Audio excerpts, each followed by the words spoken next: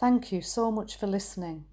If you'd like to offer Dana, then please do go to justthiszen.org/giving. Your support really does make a huge difference. Thank you so much.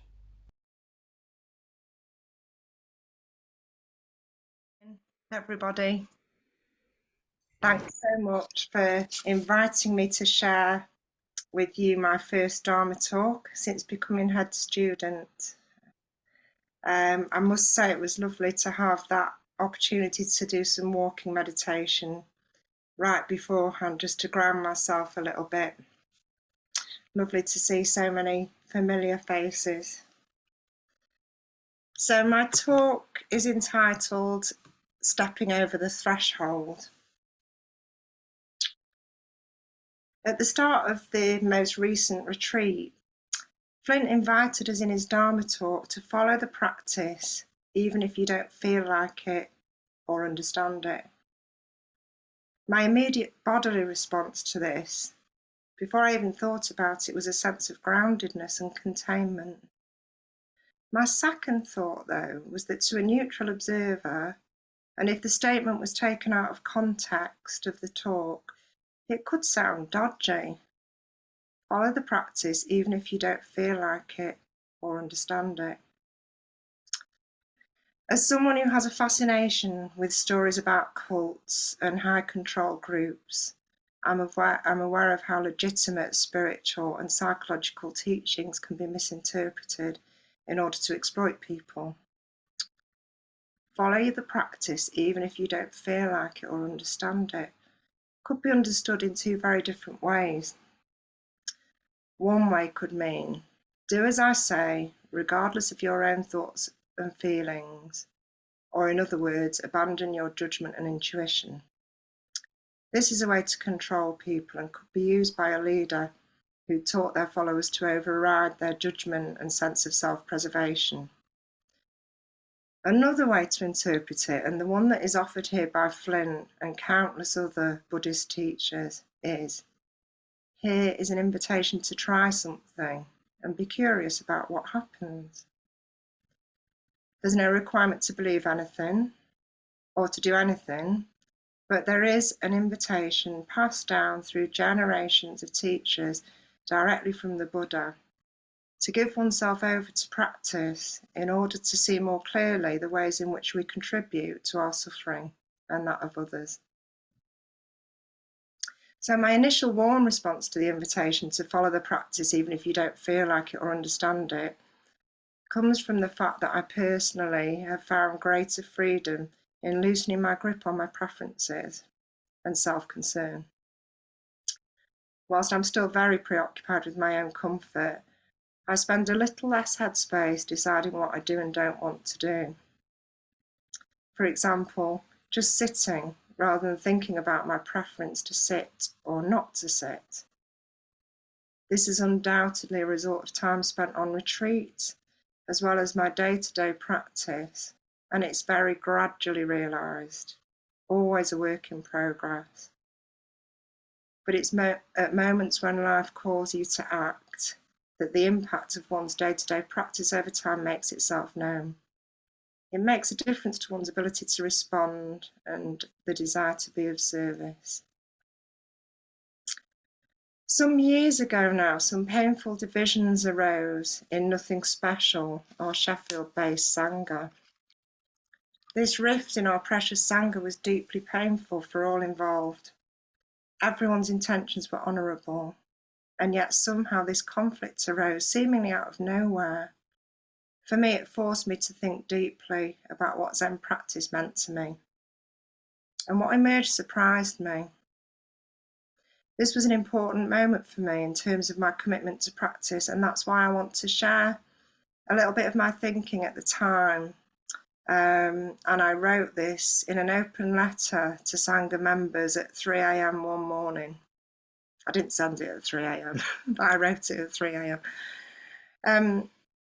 So it goes, in Western culture, personal autonomy and individual wants and desires are privileged. This means that authority is often viewed with suspicion.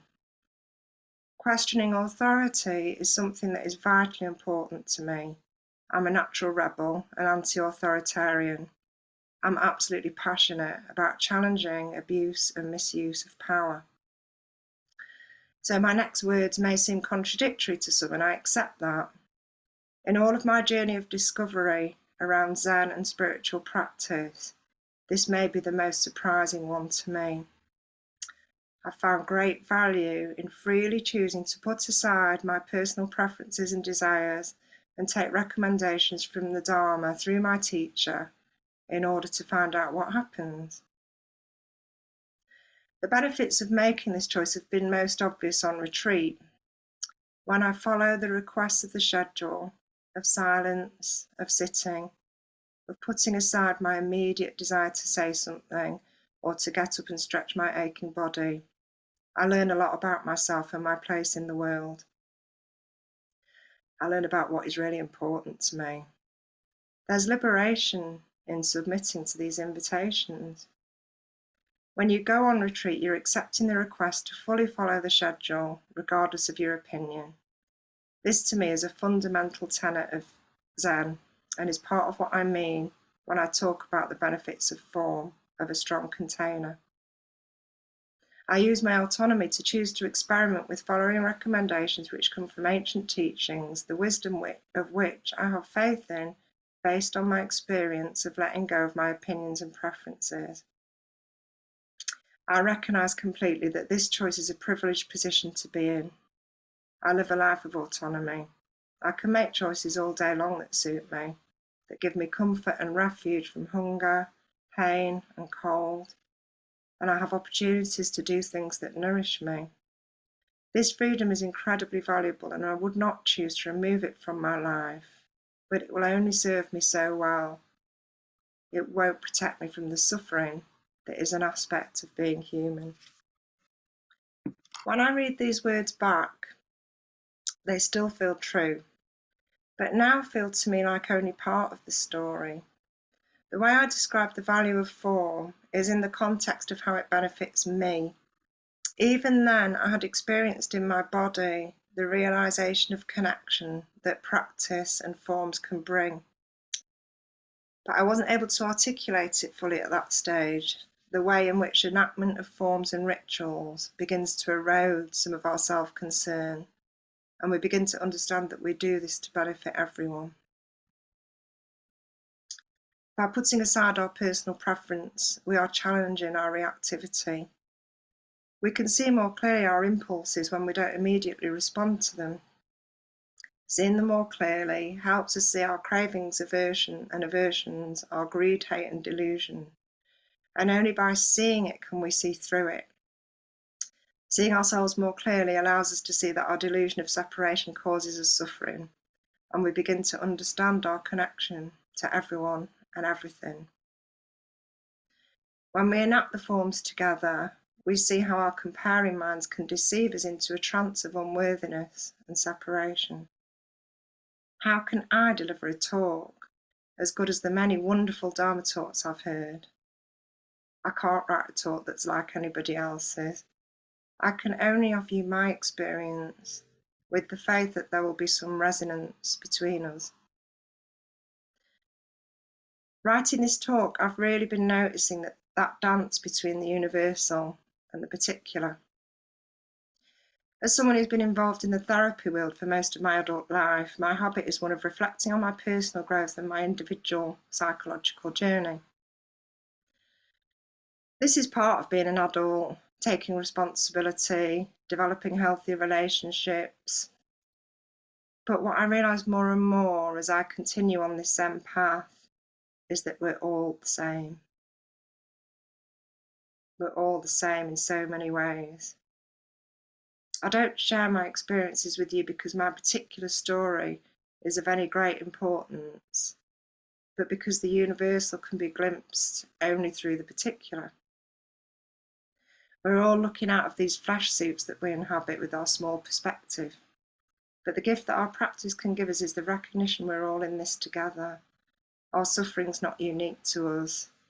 Our joy cannot be experienced in isolation. As many of you know, I participated in a head student entering ceremony on the autumn retreat. This is a scripted ritual designed to highlight the fact that becoming head student is not about being elevated or having achieved great wisdom, but about helping and being willing to serve the community when asked to do so by one's teacher. This traditional ceremony reflects the fact that there's no stage at which one's ready to accept the role. My first line was, "This responsibility is too great for me." I was then called back. Twice I said that I'm not ready, but finally I accepted the teacher's entreaty to offer service to the community. It was a really special opportunity for me to have this ceremony in person with my teachers, Flint and Josh. And I experienced it as a deep expression of my gratitude for the practice in a way I could not have predicted.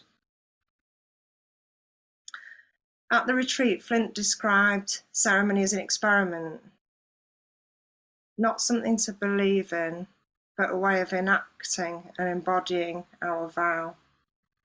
He talked about Zen practice being beyond self-concern, but the ceremonies bring up our inevitable self-concern as a way to step beyond it. I'd been caught for some time in resistance to accepting the invitation to step into the role of head student. And it was only when I began to understand that self-concern was at the heart of my refusal, that this request was not about self-concern, but about service. It turned out that my inflated ego was more involved when saying no than it was when saying yes. So rewinding to the spring retreat, the one before the autumn one where my entering ceremony took place, the transition from a no to a yes seemingly took place in an instant. I was sitting in Zazen on that retreat, and suddenly I saw clearly the part of me that was always holding back, a part I thought I had kept well hidden from others. It was only just becoming clear to me. The ways in which we try to protect ourselves can seem like a necessary strategy for survival. My habit was about not fully committing while trying to appear committed. This holding back part of me was trying to protect me from exposure. We yearn to be seen, and yet we wish to hide the parts of ourselves we believe to be unacceptable. The thing about being in a loving Sangha for a long time is that you get an opportunity to really be seen. You inadvertently show the parts of yourself that you're not so keen on. And what gets reflected back to you, whether in practice discussion with your teacher or more often in your day-to-day interactions with your Sangha friends, is love and acceptance. This gives you the courage to voluntarily show more of yourself, and this is the great gift of Sangha. What I began to recognise more and more is that all of these discoveries that feel so personal and so revelatory are built into the forms and the ceremonies. This gradual recognition that being wholehearted is all that's required. Being perfect is not only not required, but not possible. We can't be a perfect Zen student, and we can't be a perfect human being. When we say the repentance chant, or my ancient tangled karma, we are enacting this very realization and owning it. In Living by Vow, Shohaku Okumara says, in Buddhism, repentance does not mean saying I'm sorry because of some mistake I have made. That kind of repentance is relevant. But as Buddhists, repentance means awareness of our imperfections and limitations. Vow and repentance are two kinds of energy that enable us to continue our practice. Zazen itself is the practice of vow. Zazen itself is the practice of repentance. And so knowing that I was going to make my imperfections even more visible by taking up the role of head student, I followed my yearning to be fully seen and my yearning to be wholehearted, and deepened my vow to be of service. Days after my ceremony, I listened to Judy giving her first talk as our entrusted teacher, and her words resonated so strongly with my own experience of stepping over the threshold. She said, "The paradox of how do I be fully embodied, fully present, and throw away my body and be a bridge for what is of service. I do these things not to serve myself or my own needs, but to try and serve interconnectedness. And sometimes I'm doing it for myself, it's always a dance. But I can only bring my own particularity in doing that and recognise slowly, slowly, slowly, this isn't really about me." So how can there be this slow, silent transition from the self-absorbed, how do I bow? When do I bow? Is that the right kind of bow? Oh, look, they bow better than me. All of that, which is inevitable in our comparing minds, absolutely inevitable in our comparing minds. But how can I ease up a little on my ego, on my contracted sense of self, and let myself just be part of this amazing, unfolding life? Thank you, Trudy. I've heard Flint say that when you listen to a Dharma talk, the practice edge of the writer will be revealed. And this talk has been about loosening our grip on our preferences. I realise the reason I've chosen this subject, well, partly it's been about that, amongst other things. I realise that the reason I've chosen this particular subject is because I'm still so drawn to my own comfort and preferences. And whilst I'm attracted to the discipline of Zen, I feel it's still very much on my terms. I'm blessed with the quality of being relatively kind to myself, but the shadow side of this is that I don't challenge myself as much as I could. For example, when it comes to the koans, I find it difficult to sit in a place of not knowing and not understanding. Maybe my practice edge is to hang out with a koan or a quote that I don't understand, and maybe that I don't even like, and be curious about it. I love Tim Burkitt's book Bring Me the Rhinoceros because he presents a koan and then a commentary that helped me find a way into the koan. Nothing wrong with that at all, but I noticed my picking and choosing mind while working on this talk. So what happened was, I was reading a book called Naked in the Zendo, which was given to me when I became head student. And I came across the following quote, and I wrote it down because I liked the commentary underneath, and it felt relevant to my subject matter. Here's the quote. It's by Hongzi. "Empty and desireless, cold and thin, simple and genuine, this is how to strike down and fold up the remaining habits of many lives. When the stains of old habits are exhausted, the original light appears, blazing through your skull, not admitting other matters." Whilst I loved the commentary under the quote, I was resistant to the quote itself, and I seriously considered omitting it from this talk and just including the commentary underneath. Then I noticed that I was picking and choosing because I didn't understand the quote and I didn't like the sound of some of the words in it. Here was my practice edge, ignoring or skimming over the difficult or the inconvenient, maybe because the quote didn't match my opinion as such. So then I paused and started really looking at the quote as a koan. Empty and desireless, cold and thin, simple and genuine. Oops. This is how to strike down and fold up the remaining habits of many lives. When the stains of old habits are exhausted, the original light appears, blazing through your skull, not admitting other matters. It was the first few words that really turned me off. Empty and desireless, cold and thin. It felt insubstantial and threatening, almost nihilistic to consider exhausting all of one's habits. And then the next part, the original light appears, blazing through your skull, not admitting other matters. What's the original light? Sounds quite good, the idea of it blazing through your skull, as someone a little addicted to intensity. But not admitting other matters. that's when my lively little mind goes, what about me? I've reflected on it enough now that I can make some sense out of it or reconcile myself to it by thinking, well, what he's describing is enlightened moments rather than some permanent state. But that's exactly my habit, to make some sense of it and move on. What would it be like to just sit with it? To sit with the question, what is the original light? So that is what I'm going to keep close to me and see what happens. And I invite you to do the same with this question or any other that you have a curiosity about and can't quite get to grips with. I've wrestled with whether to read you the commentary from Grace Shireson, the author of the book, because I really want to, as I like to offer explanations to others as well as to myself. But I've decided to resist the temptation.